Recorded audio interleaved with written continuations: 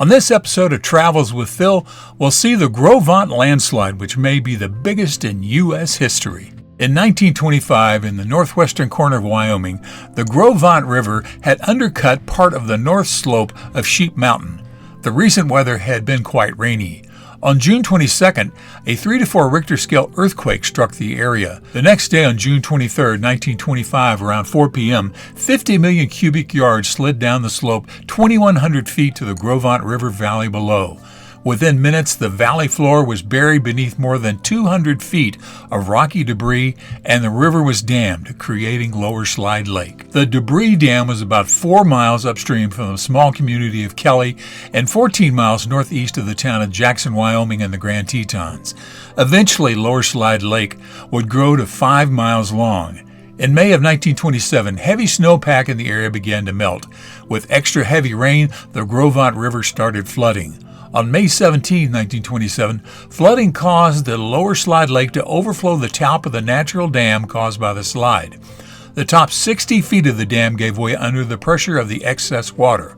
A wall of water rushed down the Gros Ventre Valley and struck the small community of Kelly, almost completely destroying it. 6 people died in the flood. The lessons learned from the Kelly flood would prove crucial in the aftermath of the 1959 earthquake lake slide in Montana. Engineers averted a similar disaster by constructing a spillway to lower the water level in the lake that was formed on the Madison River upstream of the slide there.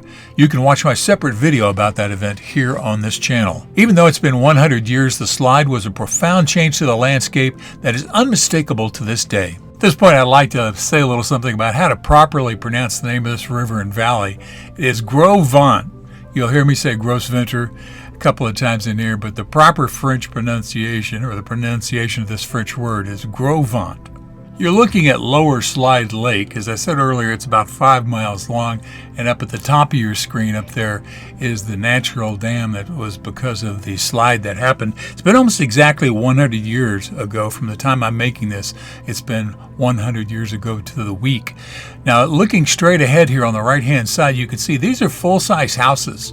So that gives you an idea how big this is. This is not a tiny little lake. And also gives you an idea how big the slide was that came through here. Now, as I mentioned earlier about the earthquake lake up in Montana, they actually cut through there later and let it flow out more easily so that it doesn't have the same problem again. Moving back over, we'll look up the mountain here and you can see the area where the slide came down. It looks better than it did back in 1925, but it's had 100 years to regrow some of the plants and trees out there, but you can see part of it is still completely barren of growth. Travels with Phil continues. That's the slide up on the top part of the mountain up there, about 9,000 feet. And a big chunk of that slid down off the mountainside after a very heavy rain. 1925, slid down a couple thousand feet and created a natural dam. Well, it stood for 2 years and then part of it erupted or fell down, but it didn't all fall down. This is Slide Lake, the lake that was created in the 1925 slide. And it's still here, even though the dam partially broke down in 1927. Very geologically active area out here. There's a couple of other slides as you follow the Gros Ventre as a backup stream. And I'm going to show you a sign up here where it says what the name of the river is. I could be saying it wrong.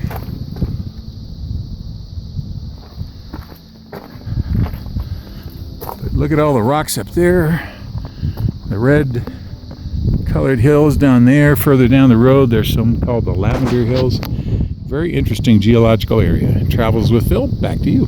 Travels with Phil continued. And I'm near the town of Kelly, which is not too far from Grand Teton National Park. And you see this big jumble of rocks that's out here, and tree trunks and branches, etc., etc., etc. Well, all of this used to be up there. That entire slope fell down in 1925. It's called the Gros Ventre Slide. The sound you hear in the background is Gros Ventre River. and is about 2,000 feet long, half-mile wide, several hundred feet thick. Came all the way down here, the other side of the river valley, even went up the side here a little bit, this side of the river valley. Made a dam that was over 200 some odd feet high, and the dam lasted for about 2 years, and then it started to crumble, then whoosh, most of the dam came through. There's still a dam back here called Slide Lake, which is over in that general direction there. But this is believed to be one of the biggest land movements in recorded history. Just a massive, massive amount of land just slid down from 9,000 feet. That's how high it is up there at the very top, all the way down to here, which is in the sixes, I think, maybe even lower than that. Lots and lots of rocks and things out here from a landslide. And this is called the Gros Ventre Slide, appropriately enough. Travels with Phil. Back to you. So let me sum things up here as you look at a couple of my panoramas, which I love to take. This is an area just to the east of the Grand Tetons. Amazing or tremendous geological activity here. Two structures like this. This one, an earthquake lake up in Montana, both in the general area, and the beautiful view of the Tetons just from west of the dam.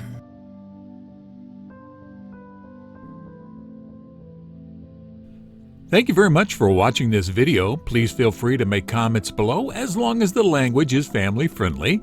And if you like this video, please click on the thumbs up button below.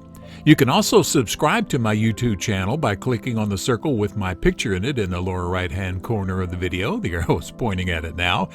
And once you have subscribed, you can be notified of when I have a new video posted by clicking on the bell icon in the description field below the video. Thanks again for watching.